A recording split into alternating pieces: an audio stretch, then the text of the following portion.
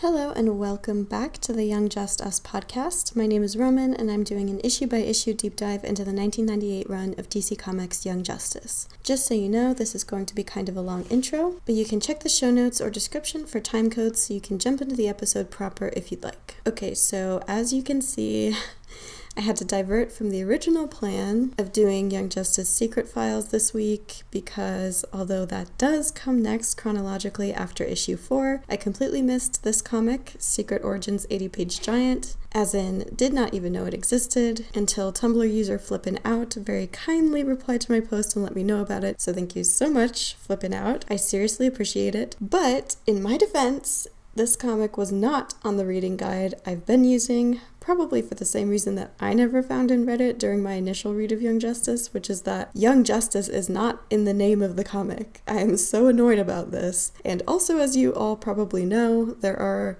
two separate issues named respectively Young Justice Secret Files and Origins and Young Justice 80-page giant, which by the way both do have Young Justice in the title, so naturally they come up when you search Young Justice in any comic database, including DC Universe Infinite. So yeah, I would just like to know who the psycho was that was in charge of naming those three issues, but mostly Secret Origins 80-page giant. I just want to talk, really.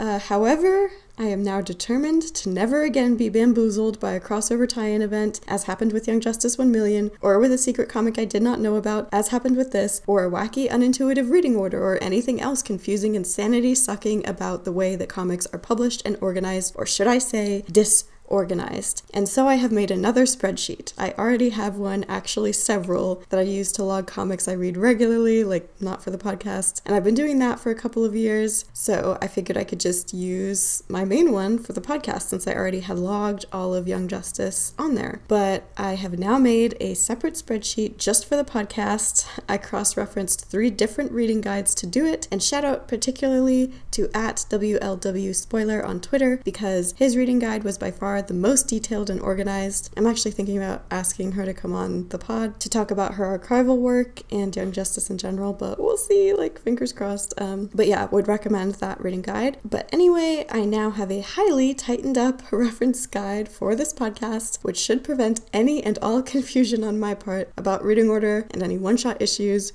or special issues, hopefully, God willing. So yes, this is why this episode is a couple of days late, because I had to change my plan, and because this issue is an 80-page giant, which means, you know, it has 80 pages, which is about 3 to 4 times the length of a regular issue, as you know, and this is my first time reading it, so I had to, like, read it for the first time, absorb it, summarize it, break that summary down into podcast-friendly chunks. So yeah, that's what I've been doing this week.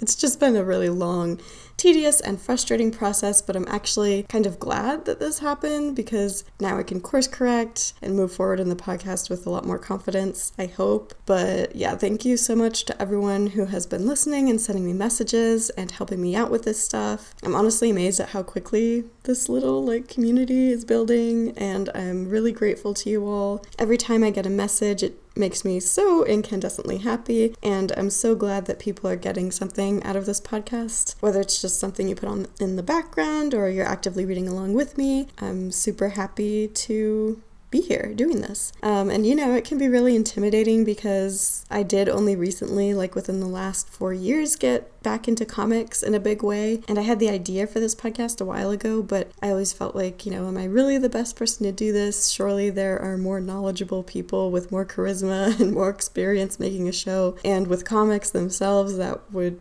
be better suited, but I've always wanted to do a podcast, and I didn't want this to become another project that I just sat on forever and never did anything about, so I just took the leap, and so far it's been really rewarding, and I'm so glad I did it. So yeah, I am issuing a formal apology for not knowing Ball. I'm still learning, and like I said, very grateful for everyone's patience and help. Thank you again to everyone listening. And as you can see, this episode is also called something different than normal. This is the first episode of something I'm calling Makeup Work. Basically, this is where I'm putting stuff that I missed or failed to release in chronological publishing order, as well as side things like maybe other comic series where Young Justice members appear, team-ups, etc. It also frees me up to take suggestions and requests, like if you'd like me to recap and review any YJ-related comic, including issues of solo series like Robin, Superboy, and Impulse, then I can just release a quick episode of Makeup Work between regular episodes if my schedule permits. So hopefully that's kind of exciting, or at least makes sense. But yeah, my ask box on Tumblr or the email will always be open for that. And I always forget to say, but if you do send me an email, you can say like, I'm okay with this being read on the podcast, or don't read this on the podcast, I'm just saying something, you know what I mean? So either way is fine. So all that being said, the new schedule, and I am still going to make a visual schedule and post it on the Tumblr. I just obviously had to adjust some things first, but the new schedule will be, today obviously is the Secret Origins 80-page giant, which chronologically comes right before issue 4 of Young Justice, and I have to take a week off next week because I have a medical thing, so I'll be out of town for a few days, but the week after that I'll be back and we'll go right into Secret Files, which comes right after issue 4 in continuity. So maybe you can reread issue 4, re-listen to the podcast during that skip week, and then we'll be perfectly in tune for Secret Files. After that, I'm debating whether to do issue 1 million or just go back to regular issues for a bit. I think I'm going to post a little poll on the Tumblr so you guys can help me decide. You can also send an ask or an email, of course, letting me know what your preference is. I'd also love for your guys' thoughts on covering like non-essential stuff, like the JLA Titans crossover where YJ is featured but like not main characters necessarily. But if I don't cover that in release order, which would actually be right after Secret Files before issue 5, I can always just come back to stuff like that with Makeup Work. Alright, believe it or not, we're not done with the intro because I have a few corrections from last week aside from the obvious, but regarding Harm's mother's name, which is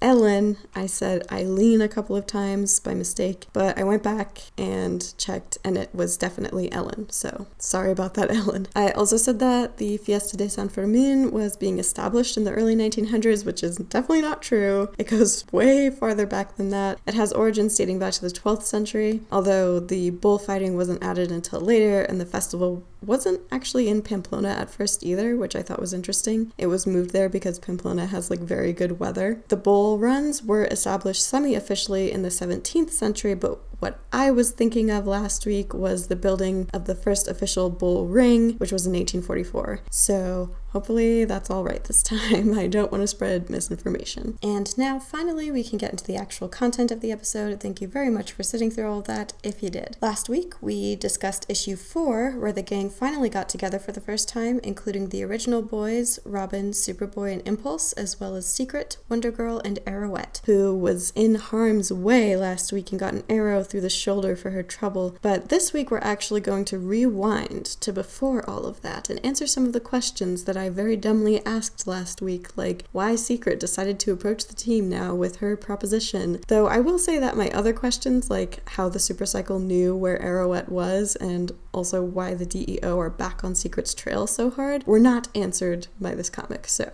I retain some dignity, I suppose. Anyway, this week we'll see some origins, though I don't know how secret they are exactly. And despite her name, we do not get Secret's secret origin in this comic, not yet at least. The Secret Origins 80-page giant contains 7 different stories, decisions, actual reality, Superboy, secrets, origin, this one's got 'em all, Little Wing, Daddy's Little Vigilante, Truth is Stranger, and Shafted. One for each Young Justice member, plus spoiler, which is interesting. Always love to see my girl Steph, though. This issue has a different creative team for each story, so I'm going to read them out as we go, though I will say now that Eddie Braganza and Maureen McTigue are credited as editors on the whole book. Tanya Hori, Jeff Matsuda, and John Sybil contributed to the cover art, which I will be displaying on screen now in the YouTube version of this episode, but if you're just listening, don't worry because I will describe it. Superboy, Robin, and Impulse are all on the cover in action poses, while spoiler, Wonder Girl and Arrowette feature on the left side of the cover in bust character portraits. The Secret Origins title is in large yellow font with blue shadowing, and 80-page giant is below that in a different yellow font. Below that is the subtitle, Shh, Don't Tell Anyone the Real Deal on Superboy, Robin, Impulse. At the bottom is another subtitle that reads, Plus a Little Secret, all of this against a white background. Yeah, not much to say here. It's pretty utilitarian in terms of like cover art. Though I suppose if the title's not going to tell you that it's about Young Justice, it's good that the cover does at least. It does suck that Secret's not featured, but I get it. She's an original character for YJ, and readers wouldn't know who she is if they hadn't already read Young Justice: The Secret. So yeah, understandable that they wouldn't put her on there. Although she is like kind of the main character of this issue, so still kind of doing her dirty in my opinion. I do like the little plus a little secret subtitle though, like who doesn't love a good pun? It's not plus we'll tell you a little secret, but rather plus a little bit of the character's secret. Very funny. I also love Robin's huge 90s feet. Always a joy.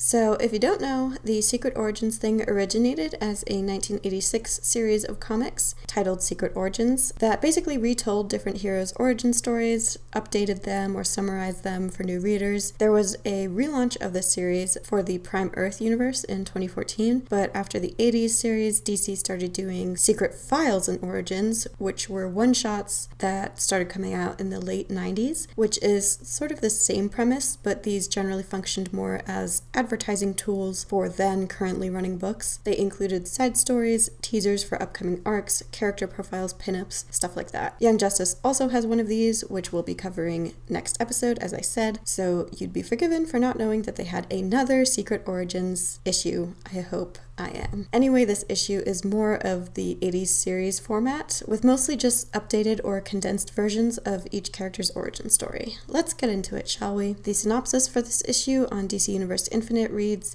"The Secret comes to the Young Justice hideout and meets Red Tornado."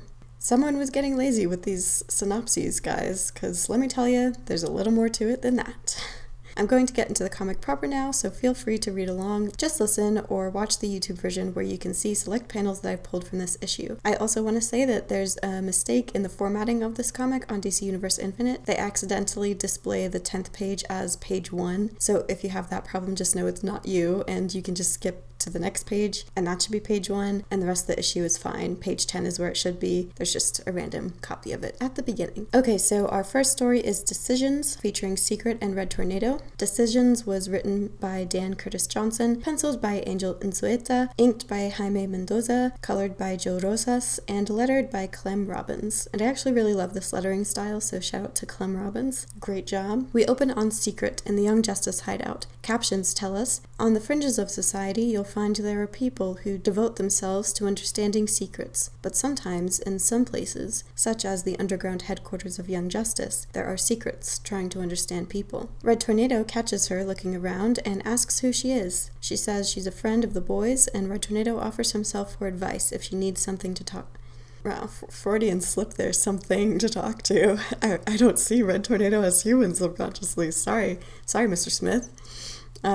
Offers himself for advice if she needs someone to talk to. Secret explains her situation to him, including the DEO and the basic events of Young Justice: The Secret. Apparently, she's been secretly following the boys ever since then in order to observe how they live, in an attempt to learn how to lead a normal life in the outside world herself. Red Tornado says that she definitely picked the wrong people to study if she wants to be a normal teenager, and she agrees, noting that Impulse in particular seems to get himself into an inordinate amount of trouble. So basically, this story is going to function as the framing device for the rest of the issue. Like, each character will naturally come up in this conversation between Secret and Red Tornado, and we'll see that character's origin story told in a way that's like somehow relevant to what Secret and Red Tornado are thinking or talking about. So like, since she just brought up Impulse at the end of this section, we'll go into Impulse's story next, and between each story is a scene of decisions leading us out of and into each one. It's a pretty good framing device, and it's great to see more of Secret's like inner thoughts, since we're really still getting to know this character and don't even have her origin story yet. I will say Red Tornado is like unbelievably jacked, like in these first pages especially. It's really scary.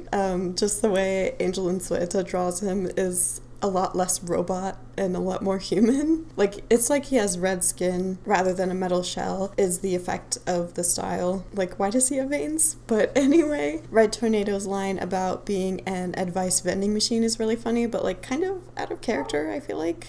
Like, I don't know, I just can't see him saying that in a regular issue of Young Justice. It seems more like something that one of the boys would call him rather than something he'd call himself. But regardless, Red Tornado is really sweet to Secret here, and you get the sense that he's like Thank God I get a break from talking to insane people and can just give this sweet ghost girl some advice instead. It's also really cool to see panels from other issues redone in a different artist style. I know this is kind of like one of the main points of a Secret Origins book, but yeah, just because you can tell the new artists really studied and like properly reinterpreted the original panels, like this one here from Young Justice The Secret with Secret and the Boys on page 4. There are a lot of these throughout the issue, so keep an eye out. And the reveal that she's been following around the boys ever since they helped her escape is really funny and sweet and also a little sad. But I think realistic, like if you just got out of captivity, which you'd spent your entire known life in, wouldn't you also latch on to the first people who showed you any kindness whatsoever? Especially because she doesn't remember her life before DEO, like it makes sense that she wouldn't have known where else to go. Red Tornado's probably right that Secret picked the wrong people to observe in order to understand how to lead a normal life, but I don't think Secret really actually wants a normal life, and besides, it's not something that's actually really attainable for her at this stage. She's on the run from a government agency and generally basically incorporeal. It's probably fine if she observes other people her age with atypical lives, even if she doesn't end up wanting to be a full-time vigilante. Her line about it being a wonder that Impulse even finds time to acquire enemies is really funny too. And let's check in with that troublemaker, shall we? Our second story is Actual Reality, featuring Bart Allen as Impulse, and it was written by Mark Waid, penciled by Humberto Ramos, inked by Wayne Foucher, colored by Jason Wright, and lettered by Chris Iliopoulos. Over in Manchester, Alabama, we get the secret origin of Impulse. Carol Buckland, Bart's best friend, is rescued from some bullies by Bart, though he fails to read some fresh pavement construction signs and ends up getting tar all over himself. He only makes it worse trying to get it off and ends up stuck in the barrel of tar. Carol is freaking out, worried about the road crew coming back, but Bart tells her to relax. The bullies will catch up to them first. Carol, frustrated, asks Bart why he's like this. Like what, he asks. Like from another planet. Bart explains to her, apparently not for the first time, that he's not from another planet, just the 30th century, where his grandparents Barry and Iris Allen lived for a while. He inherited the super speed gene, but it manifested by aging him quickly in what was called hyperacceleration. His body aged, but his mind didn't. Carol asks how old he is now, and he says 3, 15, depends. The EarthGov scientists could only teach him by keeping him in constant virtual reality. Basically, he grew up in video games. Carol impresses upon him that this is the real world, and not everything comes with a reset button. For example, getting stuck in a barrel of tar. Bart continues to explain that his grandmother Iris took him back to this century, and the new Flash, his cousin Wally, helped reset his powers by pushing him past his limit, and after that, he could run at any speed he wanted and even vibrate through things. Recounting this gives Bart the idea to try vibrating through the tar, but it doesn't work and just heats up the tar so that it starts burning him. Carol continues to try to pull him out and asks who gave him the name Impulse. Bart tells her that Batman did and wonders if he was being funny. Carol thinks he was. She gives up and tries to go get Max Mercury, but Bart protests and sticks her in the barrel of tar next to him to stop her. He says Max doesn't understand him and explains that Wally said he needed supervision, so stuck him with the alleged Zen Master of Speed.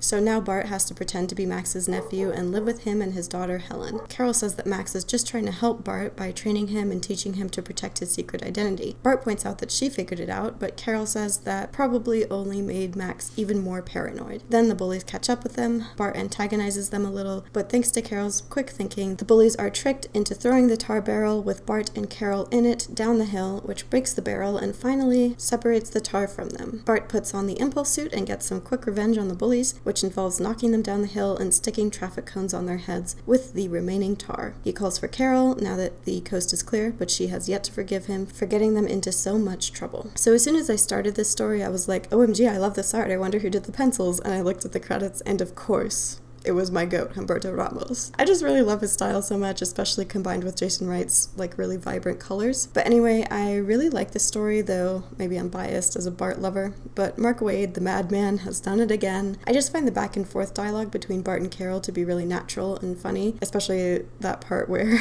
Bart is trying to vibrate out of the tar and it's burning him and he's like, ow, and she's like, stop, and he's like, ow, and she's like, stop, and they just go back and forth. In terms of the actual origin story, I do just find Bart to be the most interesting interesting character out of all the speedsters, and part of it definitely has to do with him genetically inheriting the speedster gene and the unique power set that comes with that. His altered development is also a great character detail, which allows writers to do a lot of different things with him and have him make decisions and do things that other characters wouldn't do. I also like highlighting the idea that Bart has trouble with consequences of actions, which would probably be hard for any speedster, like being able to instantly fix most physical mistakes, and much less one raised in a virtual reality. As Carol says, this is actual reality, and as clumsily as Bart does it, I really do think he does his best to understand and adapt to that. But yeah, not too much to say other than that. I have been through all of these origins pretty much in my first episode 0 of this podcast, besides spoilers obviously, so I'll try not to repeat myself too much, but I think it's a good retelling and summation of those events, and I do think it lends some good insight into Bart's character, especially if you don't have that context before. I love how they did clarify that the bully that Bart compared to a gorilla was not the black one.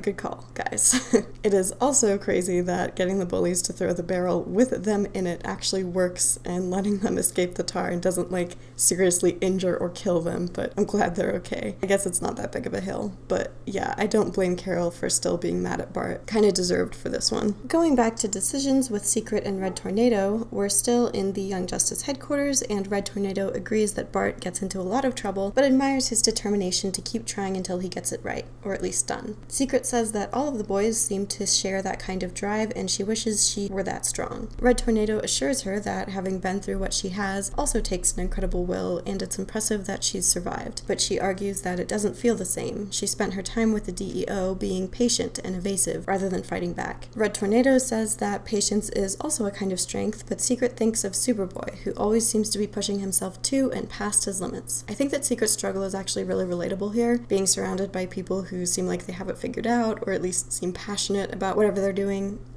It can make trying to find your own sense of purpose even more difficult, and again, it's nice that Red Tornado is being so sweet to her, kind of acting as therapist in this moment. Moving on, our third story is titled Superboy Secret's Origin. This one's got 'em all, and features Superboy, as you might have guessed. This story was written by Carl Kiesel, penciled by Joe Phillips, inked by Jason Rodriguez, colored by Tom McCraw, and lettered by lettering studio Comicraft, and Frank Barrios is credited as assistant editor. Just on this story. We catch up with Superboy just as some deadly titanium shells are headed right for him, but of course they bounce right off of him. He is apparently fighting aliens who are intent on enslaving mankind, and he avidly narrates his own superheroing as he fights. It turns out that it's only a training session with Cadmus though, and Double X, Guardian, and Dr. Sterling Roquette are observing Superboy. Mickey Cannon, the director of Cadmus, joins them a moment later, and since he's new to the project, he hasn't gotten a chance to look at Superboy's files, so Guardian gives him and us a refresher on Superboy's powers. He goes over TTK, his invulnerability to solid objects, though he says that Superboy is not invulnerable to energy, electricity, extreme heat and cold, etc. Mickey protests that his powers seem very different to Superman's, and Guardian explains that Project Cadmus originally wanted to produce a clone of Superman after he died at the hands of Doomsday, but the original directors couldn't replicate Kryptonian DNA, so then director Westfield created a modified clone of himself, genetically engineered to be as close to Superman as possible in terms of appearance and powers. Superboy was grown at an accelerated rate, much like Bart actually, and implanted with knowledge appropriate to what he'd be learning as a normally developing human. This went on until the Newsboy Legion found out about this illegal experiment and freed Superboy, which was probably good since director Westfield was so freaking evil. Guardian pointedly says that they all hope Cadmus never has to deal with that kind of director again. Superboy, meanwhile, has continued to narrate his training session in typical creative and self-aggrandizing manner.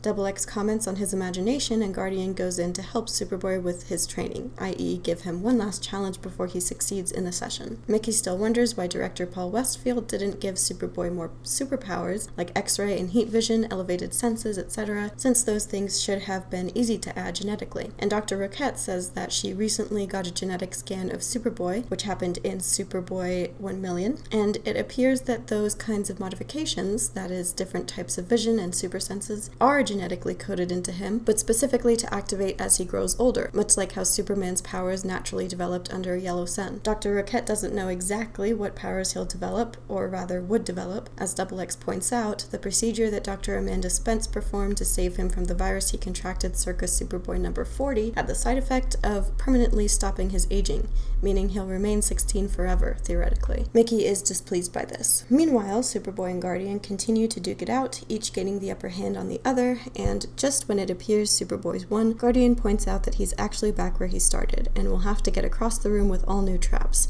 Superboy says that at least he has Guardian by his side this time, and they both start pretending that they're being attacked by Intergang, having a great time fighting their way out together. Boy, I wish I could tell the me of a couple months ago trying to figure out Superboy's exact power set and origin story for episode 0 about this comic, alas. But yeah, I'll be honest, I probably find this story to be the least riveting of all the stories in this book. Like, I just don't find the framing device of the Cadmus crew having to explain Superboy's origin to Mickey Cannon to be very compelling at all. Like, half the fun of these stories is getting to hear these heroes tell their origins in their own words and sort of glean what they themselves think of those events. I also just really don't find Double X and Guardian to be very interesting characters in a vacuum, and the story kind of does exactly that to them. Shout out to Dr. Roquette, though. I love her. But yeah, I did make this connection for the first time about Bart and Khan sharing a kind of stunted or misshapen development, their natural growth being somehow interfered with, or in Superboy's case, halted completely. I'm not really sure what I think that connection means yet, but I suppose that if Young Justice as a series is being framed as a sort of companion piece to adolescence, it makes sense for their characters to also come to this phase of their lives needing to learn how to adapt to it. All of the characters in YJ have this to a certain extent. Secret's talking about it in her story in this issue as well. Tim is kind of the only one who's like, yeah, being a teenager is weird, but I have a job, so I can't really worry about that right now. And it also presents the question of like, is superheroing taking their youth away from them by forcing them to take on more than the average responsibility, or does it enhance that period of youth? You can tell I don't have much to say about the story because I've veered into working on my unified theory of Young Justice, but here are the things I actually did like. I like the art, it's very clean, and the colors are bright, which I like. I think it's very funny when Guardian is like, yeah, that Paul Westfield guy was so evil. I sure hope our current director isn't evil, like directly into Mickey Cannon's face. Like, damn, that whole Westfield thing really traumatized Guardian. And I also like Dr. Roquette revealing that Superboy was in fact engineered to develop super senses and other powers as he matured. I can't remember if we already knew this from a different issue or if we didn't, but it's cool to know, and makes the Cadmus scientist seem like less stupid for nerfing Superboy so severely. I also, I was just very confused about the geography of this room that Superboy's training in, or like what the goal was. Like, I know he's trying to get out of the room, but at the end when Guardian's like, but look where you've ended up, I'm like, where is he? I don't know. It just, maybe I had to read it again. We'll see. But let's move on. Back in Decisions, Secret voices the idea that it's sad to think Superboy will never reach his full potential due to being stuck at 16. But Red Tornado argues that he's fulfilling his potential in lots of other ways, and he's doing his best with what he has. Tornado goes on to say that it's counterproductive to compare yourself to others, and it's better to determine your own standards of success. Secret says she sees what he means. The DEO had set all her goals for her, but now she can set her own. She understands the pressure that the YJ boys are under with their superhero counterparts to live up to, and she thinks that it must be hard for Robin to have not just one but two, referencing Batman and Nightwing. Girl, that's how I felt when I graduated from college. I was like, what do you mean no one will ever give me an A in something ever again in my life? How am I supposed to know if I did a good job? But yeah, Secret's struggles here speak to something really true about leaving an institution, whether that's the DEO, academia, or something else. That instant loss of identity is pretty universal. I really feel for her. And I think in terms of Robin, I think that Dick actually serves as a good counterbalance to Batman for Tim. Like, it's an example of, here's how to grow up and keep doing the Batman thing without literally becoming Batman. And I think that's supported by the story, so let's get into it. The fourth story features Tim Drake as Robin and is titled Little Wing. It was written by Chuck Dixon, penciled by Cully Hamner, colored by Roberto Tews, and lettered by Tim Harkins. Tim Drake has come to Dick Grayson's apartment in Bloodhaven to get away from everything for a while. Dick bothers him in typical older brother fashion, but eventually eventually asks if Tim ever thinks about giving up vigilantism and leading a normal life. Tim says that he doesn't think his life's been normal ever since that fateful day he met Dick at Haley's circus and saw the Graysons die. He recounts the tragic events of that night, including Batman showing up. Dick still finds it amazing that Tim figured out his and Bruce's secret identities at only 9 years old. Tim explains that Dick's signature quadruple somersault gave him away, and says he followed Batman and Robin very closely after that, and witnessed Dick's graduation from the Robin mantle. Together, they reminisce about Tim becoming Robin because Dick couldn't, and saving Batman and Nightwing from Two-Face, which led him to officially becoming Robin and filling the void that Jason Todd, the second Robin, left unwillingly when he died. Dick asks about Tim's training and apologizes for not being very involved with it. Tim explains that Batman trained him very thoroughly, but was extremely reluctant to let him actually wear the Robin suit and go out with him at night. That is, until Tim snuck out anyway to save Bruce from one of Scarecrow's schemes, and Bruce finally gave him his own Robin suit, then sent him for further training with Henri Ducard, Lady Shiva, and the like. Tim talks about all the rogues he's fought, and Dick asks why he keeps doing it rather than trying to get out. Tim says maybe one day he'll realize how insane this life is, but for now he needs to keep being Robin, both for himself and for Bruce and the greater good. Dick says that's fair enough, and then Barbara calls in with some information on a drug shipment. Dick and Tim head out together as Nightwing and Robin, and Tim says in narration that while he did come here to get away from it all, perhaps it's alright that you can never really get away from who you're meant to be. Yeah, this story basically just makes me really wish that DC knew what to do with Tim in current comics. Like, he's such a natural vigilante, it really feels like he should have stepped into and established his own identity unattached to the Robin mantle 100 times over by now. But yeah, anyway, I like this story. I love Tim and Dick as brothers. I think that dynamic really works, and it's incredibly weird to me that Jack and Janet Drake are both blonde. Like, I just do not picture them blonde ever. And yeah, going back to what I was saying in the last decision section, I think having Dick as Nightwing to look up to is really quite healthy for Tim, and if it was just him and Bruce, I think he might struggle a lot more and hold himself to even higher expectations than he already does. In Decisions, Secret wonders if Tim knew how much responsibility he was taking on at the time, or if any of the boys did for that matter, and Red Tornado responds that he doesn't think so, and is fairly sure Impulse still doesn't know, though they have all certainly risen to the occasion. Secret wonders how they knew what they were meant for. She doesn't think she should necessarily be a hero like them, but it feels like she should. Just then, someone begins calling for help outside the cave. Secret and Red Tornado rush out and find a girl hanging by her sweater from a tree branch. Secret catches her when she falls and scolds her for being reckless. The girl explains that she was having a picnic with her family over the ridge and decided to go exploring. She admires Secret's superheroing, and Secret tells her to keep that on the down low for now, and the girl agrees. Red Tornado points out that Secret didn't seem to have any doubt about what to do in that situation, and Secret agrees, and says it was a split second of clarity, and she thinks that that's what it must have been like for the boys too. Girl, how'd you even get up in the tree like that? Like, what the hell? Like, she's literally hanging from her sweater off of the ground. This hero save for Secret is really kind of lame. Like, I wish it connected more to her unique abilities, like it wouldn't have just been like, anyone can catch a girl falling from a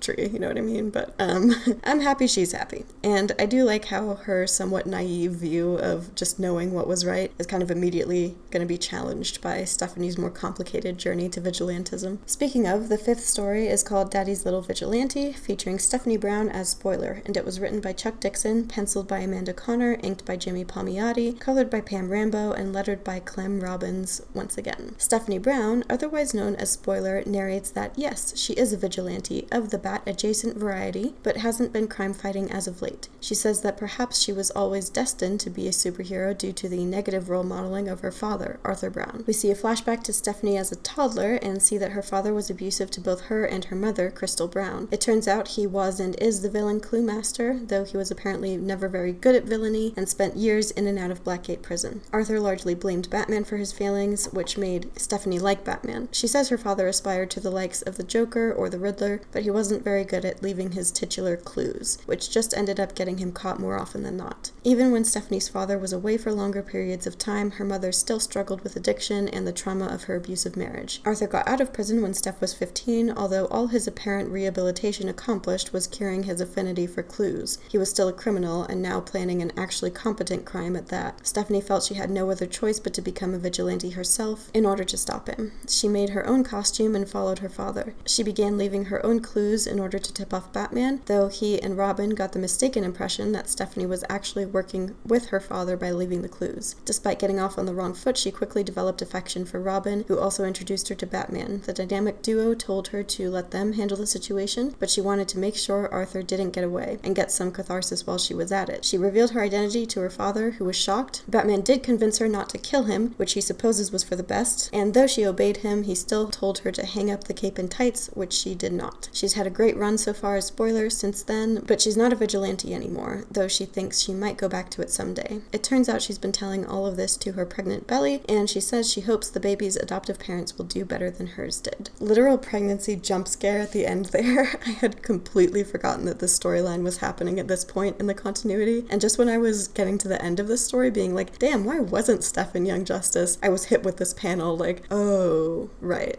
That. I really do wonder if having Steph in YJ was the plan at some point, because she does make a cameo in JLA World Without Grown-Ups, like in the same context as Arrowette and Wonder Girl, and it's also interesting that she was included here in this issue. If anyone knows anything about that situation, please hit me up. I mean, I know Chuck Dixon was pretty, like, he really wanted to do the teen pregnancy storyline, yeah, but I wonder if he, like, didn't communicate that to the rest of, like, DC writers, and, like, maybe Peter David was under the impression, or Todd Zago, because I guess he wrote JLA World Without Grown-Ups, but anyway, yeah, if anyone has any info, please hit me up. I'm really curious. Anyway, this week's no context panel teaser was from the story, #KillYourDadSaturday. Yeah, I just love Steph, and I actually really like this story.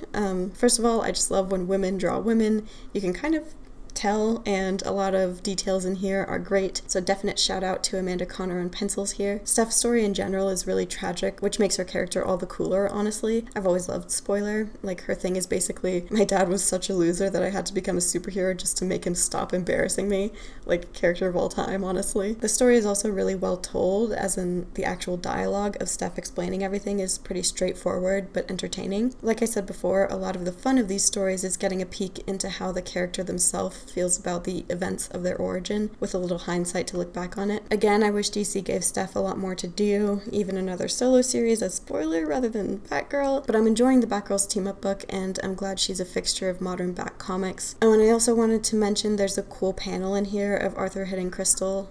That's not cool, but in the background of the panel there's a mirrored pose on the TV, and for some reason that just really hit me as, like, poignant, like the way that violence is made into entertainment and enjoyed lightly versus, like, the contrast of a real life example of violence that isn't funny or cool at all. It's just sort of shocking and gross. I also really enjoy that in the last panel there's a box on Steph's bed in her room labeled skinny clothes. Like, that's just so realistic that a pregnant teenage girl would, like, you know, obviously make that box and keep all her clothes. I mean, why wouldn't she keep her clothes? But you know what I mean. I like the box. It's a really good detail. Let's move on. Back to decisions. Secret and Red Tornado are still outside from when Secret saved the girl in the tree. Secret is glad that Spoiler seems to be doing all right, despite her father, and Red Tornado says that she managed to find a better role model for herself, meaning Batman. Secret wishes she had her own role model and asks Red Tornado if there's ever been a hero like her before. Red Tornado says not that he knows of, but Secret doesn't need a role model. She can just be herself. She asks if there was a Red Tornado before him, and he says yes, but that she doesn't even want to know. Secret still thinks it'd make things much easier for her if she could be someone's sidekick and then inherit their name and legacy, the way her friends in Young Justice will. Red Tornado tells her that it would make some things easier, but others more difficult. There's always baggage attached to a hero's legacy that you also inherit along with the good things.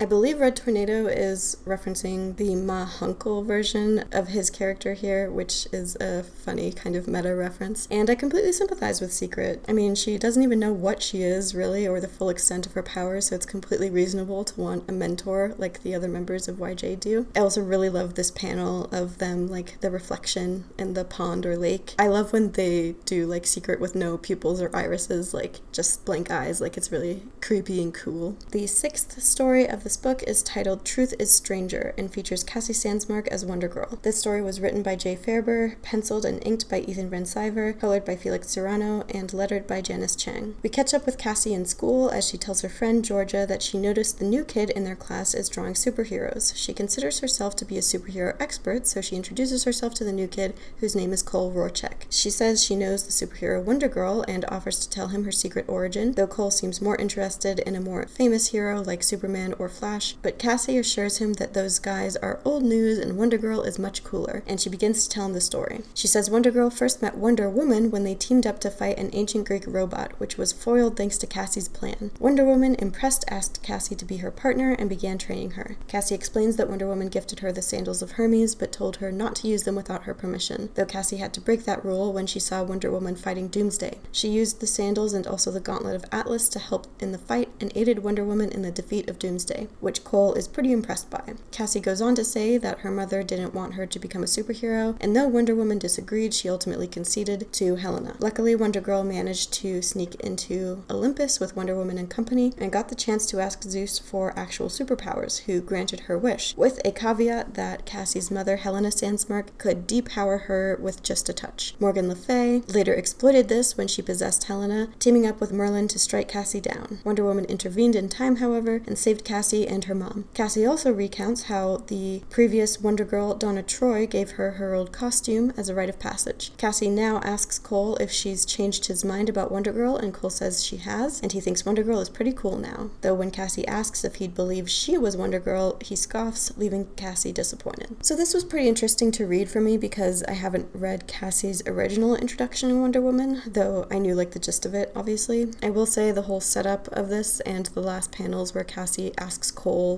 what would you say if I told you I was Wonder Girl? And she's sad when he doesn't believe her. I mean, it's just a little silly.